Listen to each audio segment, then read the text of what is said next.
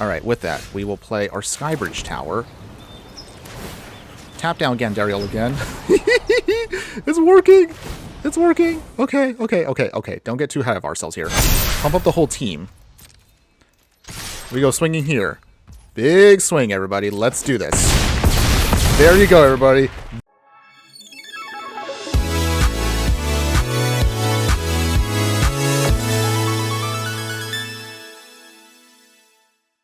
Hello, my fiery friends. The Infernoman here with the latest in budget deck technology. And for today's deck tech, we're going to be looking at the historic Brawl format. We are literally a couple of days away from the Lost Caverns of Ixalan debuting on Arena. But the question I want to ask today is, how much value can we get out of tapping a ton of creatures on the battlefield? Good question. Well, there's only one way to find that out. So follow me today on this journey where we try to get as much value as we can by tapping everything our opponent is trying to do, getting a little bit of tempo, creating a bunch of tokens, +1/+1 counters, you name it, in a simple deck that we're just calling Azorius Frozen. It's a bold strategy, Cotton. Let's see if it pays off. Longtime viewers of the channel know how we got to do this. We got to talk about the stats of the deck before we jump right into it. So we're looking at a mana curve of about 2.4. We are in Azorius colors of white and blue. We're looking at 17 creatures total. We have 29 instants, 5 sorceries, 5 artifacts, 7 enchantments, 1 battle, and 36 lands.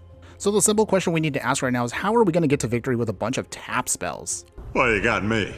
By all accounts, it doesn't make sense. The only way we're going to do that is utilizing our commander herself, Hylda of the Icy Crown.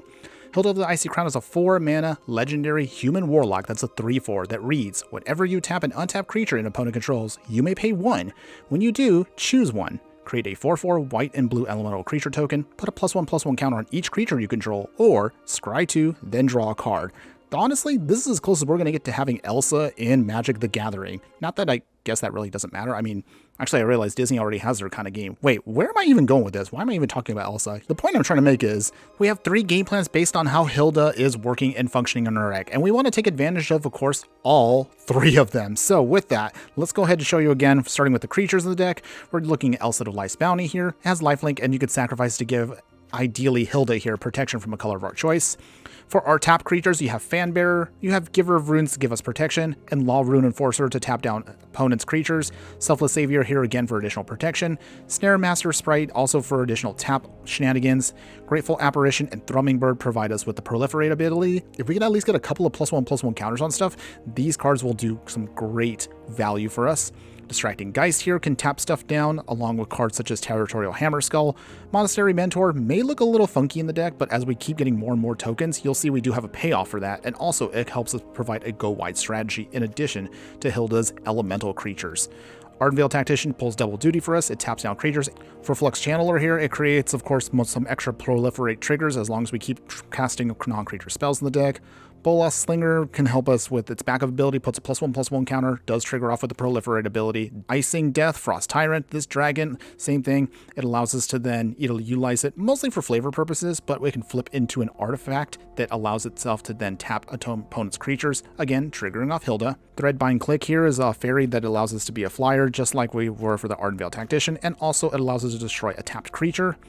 And Charade, the Numbing Depths, this Merfolk Wizard allows us also same thing to tap stuff down, put stun counters on stuff, and anytime we can tap 1 or more untapped creatures our opponent controls, we get to draw a card. Yes, we can only do it once a turn, but this, stacked up with Hylda, can allow us to get a ton of extra value.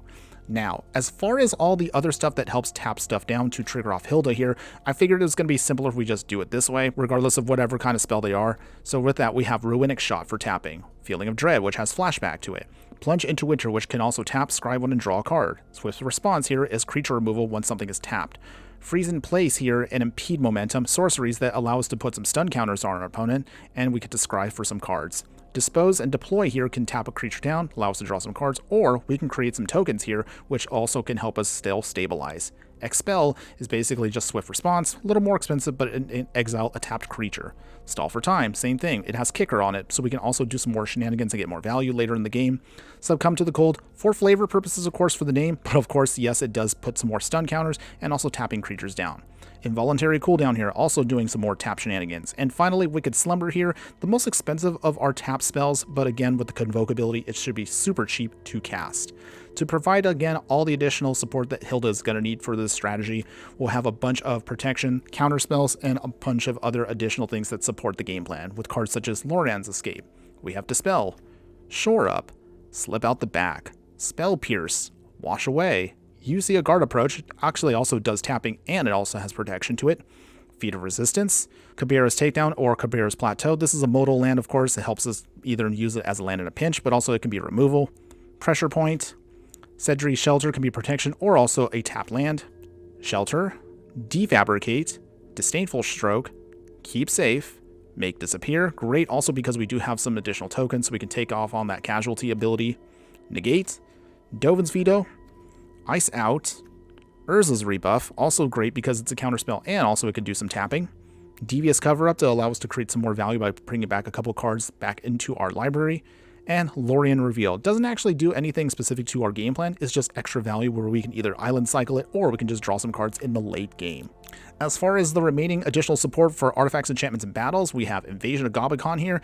And again, it puts on some +1/+1 counters onto our creatures as we keep attacking, and also creates for us a way of protecting ourselves once it flips into an enchantment. Skrell's Hide here does look a little awkward and weird because it doesn't really fit with anything we're doing. However, if we can keep proliferating and creating some more poison counters, it does give us a plan B to the deck to win. Flowering of the White Tree, we don't exactly have that many legendary creatures in the deck aside from Hylda herself, allowing us to basically just pump up the team as just a sweet bonus for us. Arcane Signet, of course, is a staple we need. Cold Steel Heart is also an awesome staple and also for flavor purposes. Solitary Sanctuary, same thing, provides a stun counter on our opponent's creature and also some +1/+1 counters. Tocasia's Welcome, since we are making a handful of creatures that are going to provide for us tokens, and also we do have a low mana curve in that sense, creates for us an extra bit of card draw here and there. Icespine Pillar, tap stuff down, also for flavor purposes. Hylda's Crown of Winter here, definitely we had to have it in the deck because it's basically an auto-include. You absolutely have to have it with this creature. Replicating Ring, Snow Artifact, and also if we can get enough counters on it with our trigger ability of Proliferate, we can then create a ton of extra copies of it to create a ton of extra mana. And then finally, for flavor purposes, Time of Ice. But actually, it works decently well as a pseudo Wrath against our opponent, so that's why we have to throw it into the deck. As far as your land base is concerned, again, we are a budget deck, so we're just going to rock only 13 snow-covered plains, 13 snow-covered islands, Gates of Istenfell, Glacial Floodplain, Idyllic Beach Fort, Port Town. Actually, if you play this in paper, it is a rare, but it's super dirt cheap to afford regardless.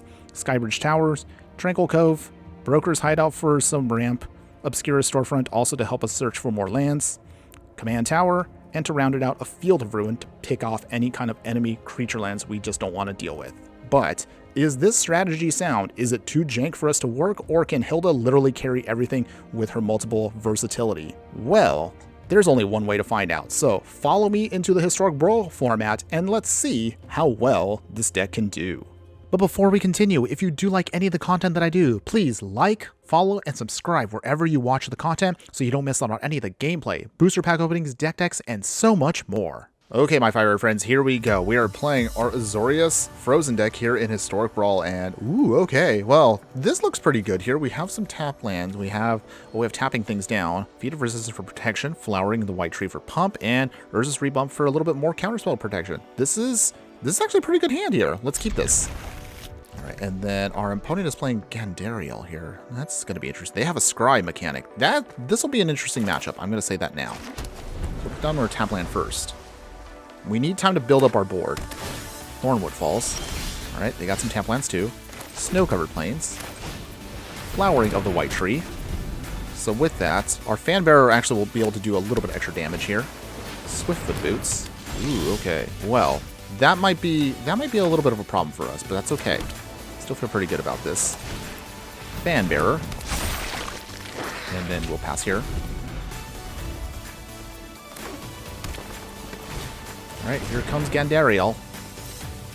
Couldn't counterspell it, but that's okay, everybody. That's okay. Alright, Obscura Storefronts. So with that, Snow-covered plains. Hylda. She has natural protection now, which is great. This does mean, unfortunately, that Swift Boots is going to go right on top of Gandariel, which is going to be annoying for us. But we'll find a way around it. Grey Havens. The only way we're going to now deal with this Gandariel is we're going to have to then start making big creatures.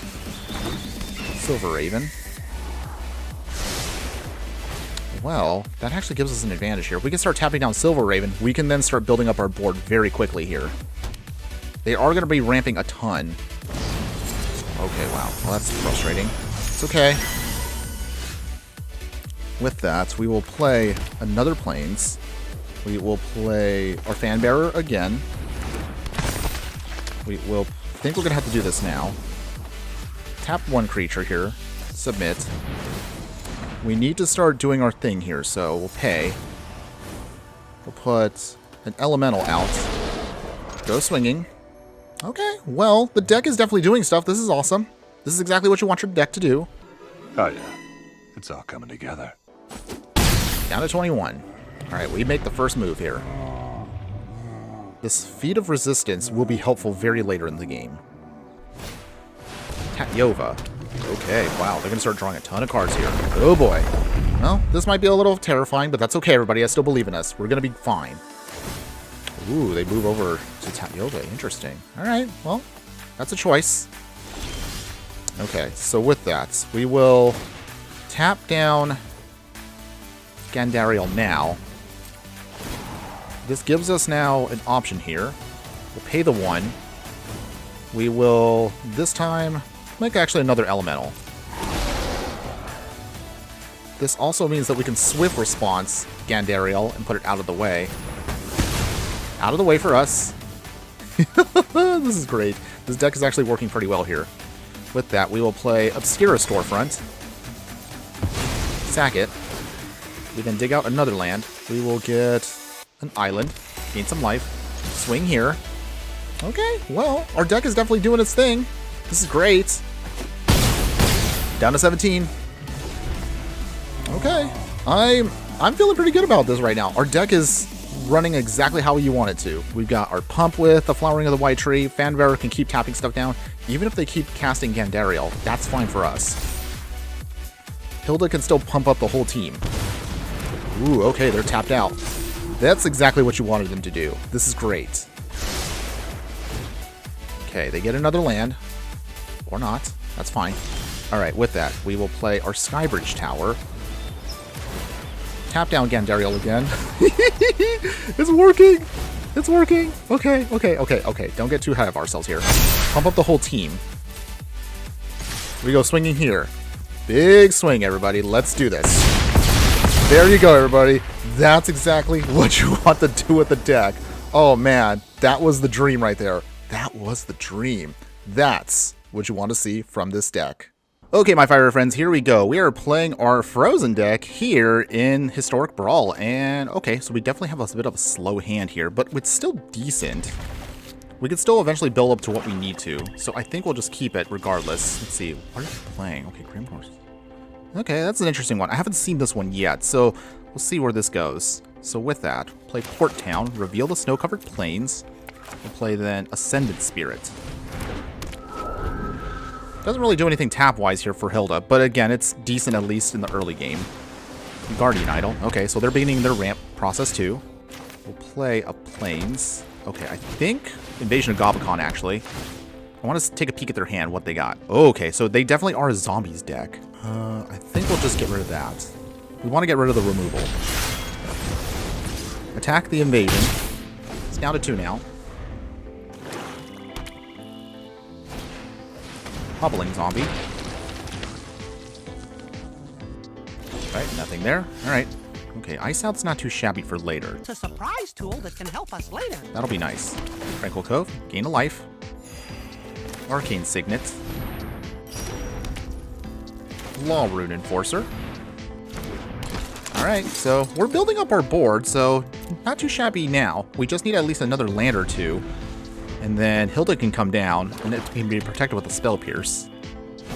Opponent. Okay, Dark Salvation. Again, annoying, but this is fine. They swing. Or not. Okay, well, that's fine, opponent. Either way. Alright. We're gonna take a risk, everybody. We came here for Hylda. We came to see some tap actions going on. Let's just hope that at least one of those cards is not gonna be removal. We're tapping. Midnight Clock. Okay. Not fond of that card personally, but it's okay. This is fine, everyone.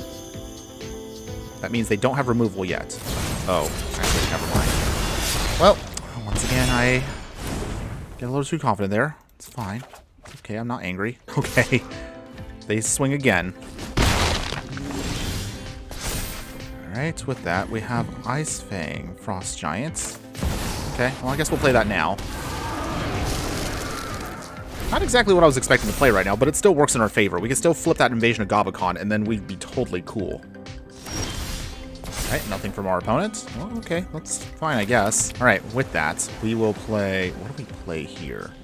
Okay, so with that... Bola Slinger. Okay, here comes the invasion. Okay, but the good news is we do have still Spell Pierce. So we counter that and get it out of the way. Okay, so at least now we have the removal gone. With that... Not on Ascendant Spirits. Swing here at the invasion. It now flips. We can now cast it. Light Shield Array. And we get a counter. Okay, well, we got at least a clock now, which is decent against our opponent. We just need a couple more lands, and we should be able to recast Hylda again. Opponent still has one card in hand we haven't seen. Grim Physician. Okay. Not too worried about that. That's fine. Here comes their... Comes down tapped. No swings from our opponent here. Alright. Midnight Clock. Ticking up still. Lauren's Escape. Okay. Well, we will then turn this on. Get it up at least one more. We swing. Down to 18. Put another counter on top of it. We just need one more land to get Hylda down. Make it the Cade Zombie. The counter on their Horse Baron. But that's not really anything we worry about. Ironically enough, our deck is actually set to keep it tapped if we actually have to. On one land. We just need one land for Hylda. I really would love to cast this card right now. Okay. Opponent right now is putting down their stuff. We will then play Lauren's Escape, protecting our Icing Death. Is it Icing Death? Wow, okay, I cannot say anything. Anyways, we got a land. We definitely need that land. We can now block also their commander, because now we have Indestructible on that card, which is sweet. They'll obviously sacrifice another one of their creatures, untaps it, but at least we get spared any damage here. Alright. Midnight Clock keeps ticking up. It is getting a little higher now, we're a little concerned about, but that's okay. So with that, we do this. Turn on Ascendant Spirit, make it a little higher. Go swinging here. Down to 7. Alright, well maybe we don't need Hylda after all. Okay. Okay. Even if our opponent does their thing here, they can't stop both of our creatures. And also we have the Light Shield Array, so we're pretty much set to go here. I think we actually win next turn. Alright, opponent. They swing again. They swing with their creatures. Do they swing with everything? Alright, I guess they do. And more swinging. Activate Light Shield Array. We now give everything hexproof and indestructible. So at this point, it doesn't really matter what our opponent does. We'll still block regardless. Block here, block here. Okay, so they do some of their shenanigans here. They make their Corpse Baron, wow, again, I cannot say words today. Okay, but otherwise, they're going to sack their creatures, making that zombie bigger. They could still technically die right now, so they actually need to sacrifice one more creature. I'm guessing one of their tokens, like the Grim Physician. Alright, they sacrifice again. Now it's a 10-10. Still, no damage really gets through, so this is okay for us. They put another 10.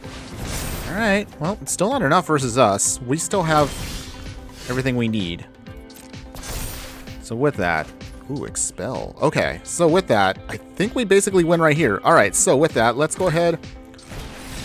Oh, okay, well, they just gave up right now. Yes. We didn't unfortunately get to do much of anything with Hylda. I really wanted to play her right now. She would have been perfect against the deck, but that's okay. You can still see tap effects against our opponent here still did their job. So we were able to at least go off and proliferate a little bit, and I actually think this deck is kind of underrated. Hylda is actually pretty sweet. I like her. And there you have it, everybody. So that was our Azorius Frozen deck in Historic Brawl. And tell me in the comments below, what do you think? Would you play this deck at all? I know I say this quite often, but I had a lot of fun playing this deck. It was actually a lot more fun than I actually could have imagined it was. But the truth is, we have to ask ourselves, why doesn't anybody play a bunch of the tap abilities? So I'm guessing, obviously, when it comes to tap abilities, the reason why most people don't play them is it does take a little bit of work to set it up, and more often than not, you get people that will just ask, why not I just play a counter spell or removal? That's mostly probably the reason why. Still, what's nice about Hylda is she definitely opens up a different way of playing Magic, especially in Historic Brawl, or even if you want to, you could even take her into the Commander format if you want to with this deck and still do pretty well for yourself and have a lot of fun doing so. Now, if you are a fan of her, I'm going to show you right now how you can make her upgraded and make her even more awesome if you do like this style of gameplay. Now, when it comes to upgrades for this deck, there's obviously a ton we can do, but we're not going to go over every single one. I'm going to, of course, name off what you can see on screen now, just a handful of suggestions I can give you. But realistically, what makes Hylda such an awesome card is you definitely can go in a variety of different directions, whether you want to go tokens, +1/+1 counters, card draw, or just stick to basically this core game plan of stunning your opponent with a bunch of tap type of spells. Either way, however, here's what I would recommend for you just off the top of my head right now. So starting off, we have some examples for us, like Authority of the Consuls. This can tap down a ton of our opponent's creatures, giving us some life to slow them down. Ascendant Spirit, if you do want to at least try a couple of other snow creatures, this is going to be at least one. It's just something fun for flavor. March of Otherworldly Light, an awesome removal spell. If you care about the +1/+1 counter options and card draw, you have Dusk Legion Duelist as an example here. You have Regal Bunnycorn if you want to go super wide and have one big giant threat to throw at your opponents. Tecatli Honor Guard, you'll notice that the majority of the creatures in our deck do not have ETB triggers, so this Honor Guard creature will be great to slow down and stop your opponent's triggers from going off. You have Ledger Shredder here, which can of course help us filter through our deck, and it gets really big in the mid to late game. Goldberry River Daughter here, an interesting option. Being able to move some counters to different creatures is actually pretty hilarious. Archon of Verameria, same thing. If you do want to focus a little bit more on the control aspect, you have cards like this that can help slow down the game even more. Obviously, cards like counter spells here, like Archmage Charm, Absorb. Mirror Maid can then copy another one of our artifacts or enchantments on the battlefield. Poppet Stitcher, again, if you want to go mostly into the token strategy, this is definitely going to be a best option for you there. If you want to go maybe to Super Friends and start adding on more stuff as you proliferate, Ichor Gauntlet here is going to be great with certain planeswalkers, such as Teferi, Master of Time. Glasspool Mimic, another option, of course, you can utilize if you just need another land, comes into play tap, but also you can have it then be a copy of a variety of creatures on the battlefield. Again, going into the other control options here, you have Thalia.